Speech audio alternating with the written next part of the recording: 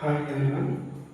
మనం ప్రీవియస్ వీడియోలో తెలంగాణలో ప్రసిద్ధి చెందిన జాతరలు అనే టాపిక్ని స్టార్ట్ చేసుకున్నాం. అందులో భాగంగా మనం లాస్ట్ వీడియోలో సమ్మక్క సారలక్క జాతర లేదా మేడారం జాతర, పెద్దగట్టు లేదా గొల్లగట్టు జాతర, ఈ రెండు జాతరలు కూడా మనం ప్రీవియస్ వీడియోస్లో కంప్లీట్ చేసుకున్నాం.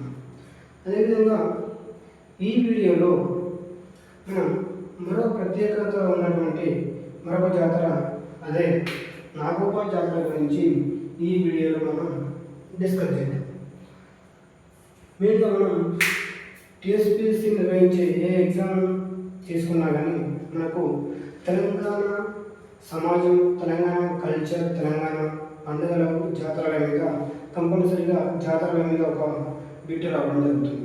కాబట్టి మనం ప్రతి జాతరను కూడా ఇంపార్టెంట్గా భావించి ఎక్కడి నుంచి క్వశ్చన్ అనేది తెలియదు కాబట్టి కంపల్సరీగా మెయిన్గా ఇంపార్టెంట్ ప్రీవియస్ బిట్లు ఎక్కడ పడ్డాయో ఆ జాతరను ఫోకస్ చేసి మనం నేర్చుకుందాం ఒక్కొక్క జాతర గురించి. అందులో భాగంగా ఈరోజు వీడియోలో నాగోబా జాతర దాని గురించి నేర్చుకుందాం.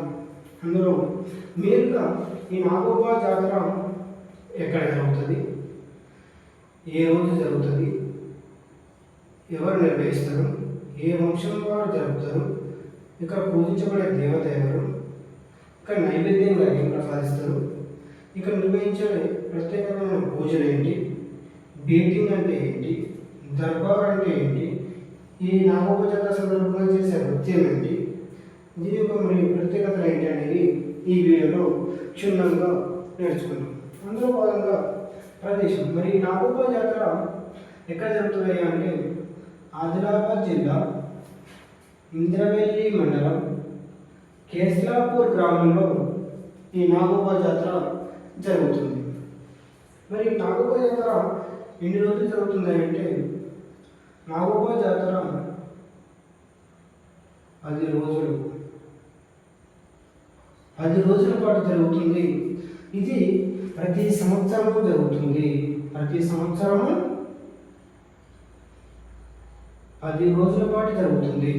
మరి ఏ రోజు జరుగుతుందంటే పుష్యమాసంలోని బహుళ అమావాస్య రోజు ఈ నాగోబా జాతర జరుగుతుంది. మరి నిర్వహించే వారు ఎవరంటే ఏ జాతి నిర్వహిస్తుంది అంటే గోండు జాతి ప్రజలు ఈ నాగోబా జాతరను నిర్వహించడం జరుగుతుంది. మరి అదేవిధంగా ఈ గోండు జాతిలోని మిశ్రమ వంశస్థులు ముఖ్యంగా దీన్ని నిర్వహించడం జరుగుతుంది. మరి ఇక్కడ పూజలు అందుకునే వారు ఎవరి పేరు నిర్వహిస్తారంటే నాగదేవత, ఈమెనే నాగోబాగా వీళ్ళు పిలవడం జరుగుతుంది. అందుకే దీనిని నాగోబా జాతర అని కూడా పిలుస్తారు. ఇక్కడ మరి ఈ నాగోబా జాతర సందర్భంగా దేవతకు అంటే ఏ జాతర జరిగినా అక్కడ నైవేద్యంగా ప్రసాదిస్తారు కదా. మరి ఈ నాగోబా జాతరలో నైవేద్యంగా దేన్ని ప్రసాదిస్తారంటే నవధాన్యాలను ప్రసాదించడం జరుగుతుంది. మరి నవధాన్యాలను వీళ్ళు ఎందుకు ప్రసాదిస్తున్నారు, ఇక్కడ ప్రత్యేకత ఉంది. ఎందుకంటే వీళ్ళు పూజించేది నాగదేవతలు. మరి నాగదేవతలు ఎందుకు పూజిస్తున్నారు వీళ్ళు, దీనికి ఒక కారణం ఉంది. ఎందుకంటే ఇది పంట చేతికి వచ్చే కాలం. ఈ పుష్యమాసం అనేది మనకు పంట చేతికి వచ్చే కాలం, రైతులకు పంట ఇంటికి వచ్చే సమయం. కాబట్టి ఆ సమయంలో ఎలుకలు పంటపై దాడి చేసి పంట మొత్తం నాశనం చేస్తుంది. కాబట్టి ఈ నాగదేవత అంటే సర్పం, నాగదేవత అంటే ఎవరు, సర్పం అంటే ఏంటి, పాము. ఈ పాములు ఏం చేస్తాయి, మామూలుగా పాములకు ఆహారం ఏంటి, ఎలుకలు. కాబట్టి ఈ పాములు ఎలుకలను చంపివేస్తాయి. అంటే ఈ పాములు మాకు మంచి చేస్తున్నాయి, మాకు ఈ పాములు సహాయం చేస్తున్నాయి అని చెప్పేసి వారు ఈ నాగదేవతకు ఎలాగైనా ఒక సహాయం చేస్తుందని చెప్పేసి వీరు పూజలు నిర్వహిస్తారు. ఎందుకంటే పాము ఎలాగ తింటుంది, తినడం వల్ల ఏమవుతుంది, పంట నాశనం కాకుండా, ఎలుకలు పంటను నాశనం చేయకుండా ఉంటాయి. కాబట్టి వీరు పాములను పూజించడం జరుగుతుంది, విశ్వాసం వంశిస్తుంది. మరి అదే విధంగా మనల్ని కాపాడుతుంది. కాబట్టి ఈ నవధాన్యాలనే మా దేవతకు నైవేద్యంగా ప్రసాదిస్తామని చెప్పేసి వీరు గోండులు లేదా మిశ్రమ వంశస్థులు ఈ నాగదేవతకు ఏం ప్రసాదంగా సమర్పిస్తున్నారు, వారి పండినటువంటి ఈ నవధాన్యాలనే ప్రసాదంగా వీళ్ళు నైవేద్యంగా ప్రసాదించడం జరుగుతుంది. మరి ఈ ఈ నాగోబా జాతర సందర్భంగా మీరు మిశ్రమ వంశస్థులు ధూమ్ పూజలు నిర్వహిస్తారు. మరి ధూమ్ పూజలు అంటే ఏంటి అంటే, మనం తెలంగాణలో దసరా రోజు ఏదైతే చనిపోయిన పెద్దలు అంటే ఆ కుటుంబంలో చనిపోయిన పెద్దలు ఎవరైతే ఉంటారో వారిని స్మరించుకుంటూ మనం అయ్యగారులకు పూజారులకు ఎలాగైతే నవధాన్యాలు లేదా మన ఇంట్లో పండిన కూరగాయలు పప్పు ఉప్పులు ఎలాగైతే మనం వారి పేరు మీద సమర్పిస్తామో అదేవిధంగా ఈ గోండు వంశస్థులు లేదా ఈ మిశ్రమ వంశస్థులు కూడా ఈ నాగోబా జాతర సందర్భంగా ధూమ్ పూజలు నిర్వహిస్తారు. ఎవరి పేరు పైన చనిపోయిన పెద్దల పేరు మీద ఈ పూజలు నిర్వహిస్తారు. ఈ పూజలనే మనం ధూమ్ పూజలు అని పిలవడం జరుగుతుంది. తర్వాత పరిచయం లేదా బేటింగ్ అంటే, మరి పరిచయం లేదా బేటింగ్ అంటే ఏంటి అంటే, ప్రతి ఈ నాగోబా జాతర ఎప్పుడు జరుగుతుంది? ప్రతి సంవత్సరం జరుగుతుంది. అంటే ఆ సంవత్సరంలో ఆ విలేజ్కి అంటే ఈ కేశవపూర్ విలేజ్కి ఈ కొత్తగా మ్యారేజ్ అయ్యి వచ్చిన ఎవరైతే కొత్త కోడళ్ళు ఉంటారో వారి యొక్క పరిచయ వేదికనే మనం బేటింగ్ లేదా పరిచయంగా చెప్పడం జరుగుతుంది. అదేవిధంగా దర్బార్. మరి దర్బార్ అంటే ఏంటి? మామూలుగా దర్బార్ అంటే ప్రజా దర్బార్ అంటాం. అంటే వారి యొక్క సమస్యలను విన్నవించుకునే వేదికగా మనం చెప్పుకోవచ్చు. అంటే ఇది కూడా సేమ్ ఆస్తి.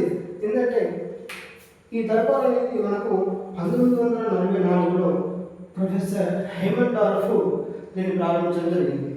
ఈ దర్బార్లో భాగంగా వాళ్ళు ఆ జిల్లా కలెక్టర్ ఎవరైతే ఉంటారో వారిని ఆహ్వానించడం జరుగుతుంది. ఆహ్వానించి అక్కడే ఆ ప్రదేశంలోనే వారికి ఈ గోండ్లకు లేదా అంశంశులకు ఆ విలేజ్లో ఉన్నటువంటి సమస్యలను కలెక్టర్ గారికి వినవించి వారి యొక్క సమస్యలను కలెక్టర్ దృష్టికి తీసుకుని రావడం జరిగింది. మొట్టమొదటి దర్బార్ ఎప్పుడు జరిగింది అంటే 1944లో ప్రొఫెసర్ హేమండార్ఫ్ దీన్ని నిర్వహించడం జరిగింది.